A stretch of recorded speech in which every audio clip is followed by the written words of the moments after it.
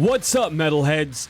Lord Metalblade here, and welcome back to Mondays with Metal. Today is Monday, I am Metal, and for this installment, I'm going to be talking about all of the scares that I have gotten from games that I have played in the past. Now, these aren't going to be games which I find the scariest, but these are going to be some of the moments that I was genuinely terrified. Now, there's been a lot of games that I've played in the past that have creeped me out. There are a lot of moments that just sent shivers down my spine. And the very first game I'm going to be talking about takes us back to the year 2000. And that is a game called Resident Evil 2 from the Nintendo 64. This is really the first horror game that I've ever played. Well, for a while, I watched my dad play it because I honestly was a little terrified because I was about 6 at the time. So yeah, I would have been terrified to play by myself. But I gotten a little braver, and I decided to journey into Raccoon City by myself. And one of the moments in that game that really terrified me was a moment where this happens whether you can play as Leon or Claire. And there's a moment where you look into a camera, and there's a bunch of boxes in a little tiny corridor, and you see one of the main villains, known as the Tyrant.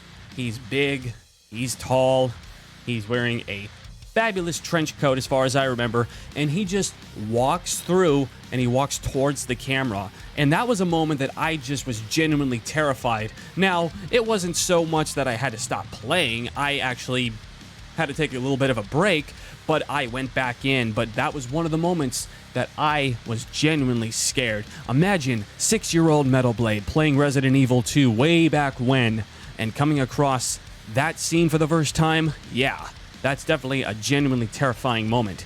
And another moment in Resident Evil 2 was actually near the end of the game, where you decide to, wherever you are in the final game, where you have to activate the access elevator to go down to the escape train room, when the 5 minutes until detonation is announced, when you know things are going down.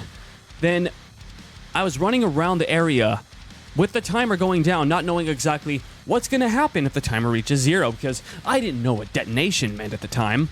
So I'm just wandering around without a clue in the world what to do. Now, I saw my dad do it before, but I honestly forgot and I didn't know how to do it. And once the timer hit 0, the entire area exploded. I was actually terrified and shocked at this because I didn't realize that was going to trigger a death sequence. But hey, you know, learning experience from playing games, that's what happens. Now, moving forward, another game that genuinely terrified me, well, not a game in general, but this is a game entitled Do You Have a Grudge or The Grudge. Now, for those of you who know, The Grudge came out back in 2004, and this was the movie that I had nightmares of for the longest time. I saw it with my sister. I seriously could not sleep for weeks, but I'm not here to talk about the movie. I might do that another day. But there was a Flash game that got released called Do You Have a Grudge, and I decided to play it because I wanted to conquer my fear of the Grudge. I didn't like Kyoko, so I wanted to confront her. Now, I was about 9 or 10 when I played the game, and this is still a little new in the era of horror games for me at the time. Now, it's not really a big game, it's more a click and go to certain places, and you're in the house of, well, Kyoko, and there's a scene in the game where you come across a door with a circular window with ominous music playing in the background, and then, boom, a dark, shadowy figure goes by, which triggers a jump scare. That was a moment that I had to click off. I thought I was ready to take on the Grudge, but apparently I wasn't. Now, of course, I went back later and played, and I was still terrified.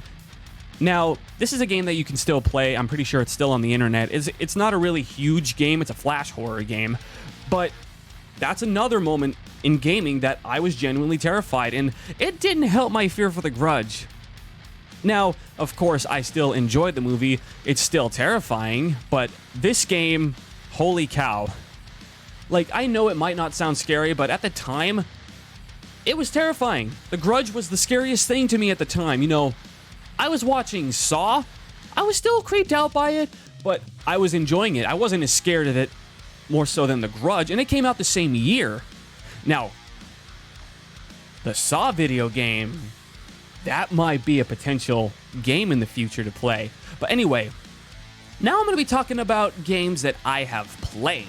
Now, one of the first few horror games that I played on the channel was Eyes. Now, if you're not familiar with that, it's a horror game where you're basically going through a mansion, collecting money while avoiding a ghost.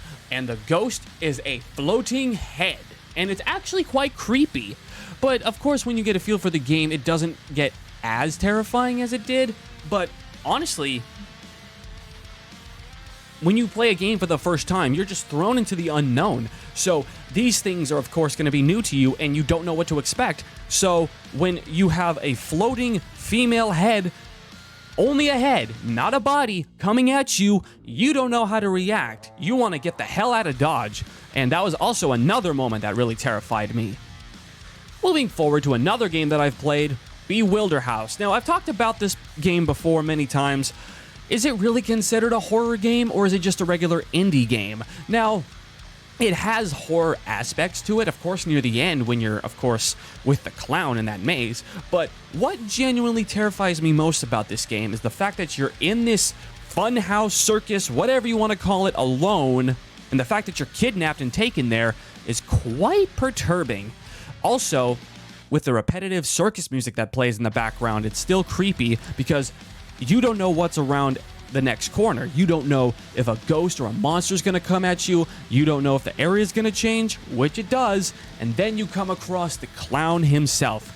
This guy means business, especially when you get to the final maze with him, because it's basically red light, green light, where you look away, he moves, and his head does a 180-degree spin looking at you, which is actually creepy, believe it or not. Now, a little thing about the game, I really wish they would continue it, because last I left off, exit is on the 3rd floor. It was supposed to reveal another maze, and the game ends. I actually reached out to the makers of the game asking if they would continue it, but sadly, they didn't.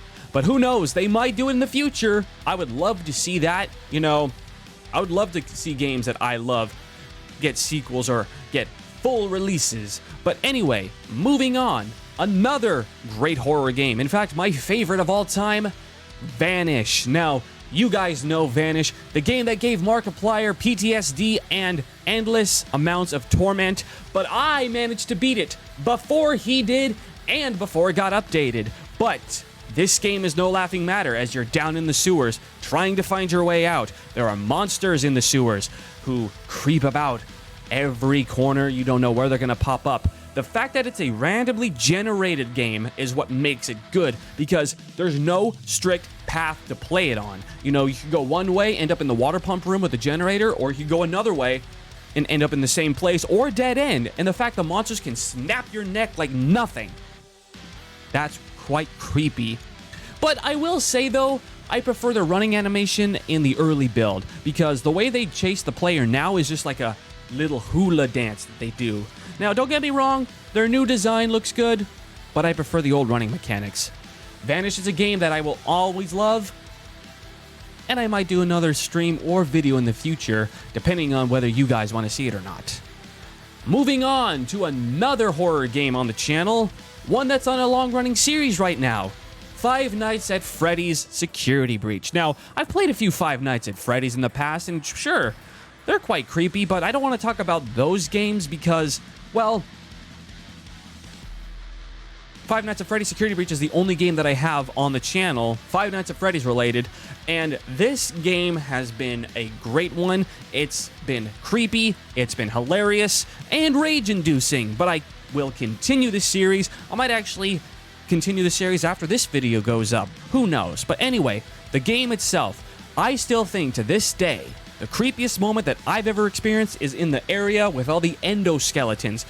Kind of similar to how you deal with the clown in Bewilderhouse, you're going through with dozens of these monsters. Well, robotic monsters. And red light, green light comes back into play. And you look at them, they lock in place. And you look away, you just hear gears grinding, metal crunching. And if you're not careful, you're dead. And I entitled it in that episode, Creepiest Room Yet. And it still is. I went back and played to catch up to where I was before, and it still creeped me out. I still got chills. In fact, I got a little bit of chills right now thinking about it. I just think it's quite creepy. And I'm pretty sure there's going to be a lot of moments still to come in Five Nights at Freddy's. Moving on, another horror game that I just started, White Day, a labyrinth named School. If you haven't tuned into the stream, you can find it on the channel. Ayano suggested it to me, and holy crap, I haven't even put a dent in the game, and already things are getting wild. Like, the moment where the bell rings, and then I saw that face coming towards me, that was genuinely terrifying. And then the jump scare that followed didn't do it any justice either. And I also got scared by the janitor. That was quite terrifying because you open the door and he's right in your face, unexpected. I know a lot of jump scares aren't scary, they're just surprising, but jump scares can be scary, and those two were executed flawlessly, and I cannot wait to dive more into the game. I'm really curious to see what's going to go next in White Day. Moving forward to another game that I played, Pacify. Now, this is a horror game that has different maps. You have a mansion, you have the farm, and you have the woods. Now, playing the mansion version, I can't remember the name of the ghost, but more about that another time. Going through, trying to collect these dolls to exorcise the demon out of the little girl, and then all of a sudden, out of nowhere, her demonic scream. And then you know shit has gotten real. You have to pacify her with the regular dolls while you're burning the marked ones to rid the mansion of the ghost girl. Pacify is a great horror game and one you can play with your friends, you know? It'd be awesome if maybe Stella would like to play Pacify in the future. We played before. We might need to do a video on that someday, you know? Who knows? If you guys like to see that, let me know in the comments below. And last but certainly not least, the one, the only, Psycho no Sutoka. A game that needs no introduction. I have countless hours of content of the game on my channel. I saved it for last because, like I always say, it's the game that brought most of you guys to the channel. Now, I played this game for the very first time almost 3 years ago. I saw a picture on, I believe, Twitter, and I decided, let's see exactly what this is all about. And right from the get-go, we are met with Psycho-chan. She pushes us down, and that's quite creepy, especially you're going through the school in the dark, not knowing where she is. She could be right behind you. No, I mean, like, right now. She could be, like, right behind you while you're watching this video, so you might want to be careful. You're not gonna notice Psycho-chan behind you? Okay. Behind me? Okay, good. But anyway, back to the point. Psycho no Sutoka is a game that I have played a lot, and another moment that will always terrify me is the infamous Yongare mode. I remember playing it for the very first time, having the school being completely covered with blood. Psycho-chan is, of course, in her bunny outfit, covered in blood, and her voice is way more demonic, and it's very, very creepy. Even when I'm playing, when I'm not recording, it's terrifying. But this game holds a place in my heart as well because, like I said, it brought you guys to the channel, and I'm always going to play it, whether if I'm recording it or streaming it or just playing off camera. Psycho no Sutoka is a game that can always bring out new scares no matter where you turn. Now, I still have a lot of footage, well, not footage, content in the game to go through, but like I said, I don't want to just bombard Psycho no Sutoka videos to you guys out there, but hey, you know, if you guys love to see it, I don't have a problem making more content on it. But like I said, I keep trying to focus on other videos like 7 Days to Die, Lord Metal reviews, etc, etc, etc. I'm getting distracted again. I apologize. All in all of these games that I have played have been phenomenal. Despite many rage moments from games that I played, Security Breach, Psycho no Sutoka, still good games, still good scares. Also, I'd like to know what are your scariest moments in games. Let me know in the comments below. I would love to hear them. You know, maybe you've played Slender, and good old Slendy came and nipped you, and it made you crap your pants. Slender's another game that I want to try to get to. I have it on my computer, but I haven't gotten around to playing it yet. Like I said, I'm still in the process of updating my computer, getting new parts, getting new processor, new graphics card possibly. You know, I just got new RAM put into it, and it's been doing great so far.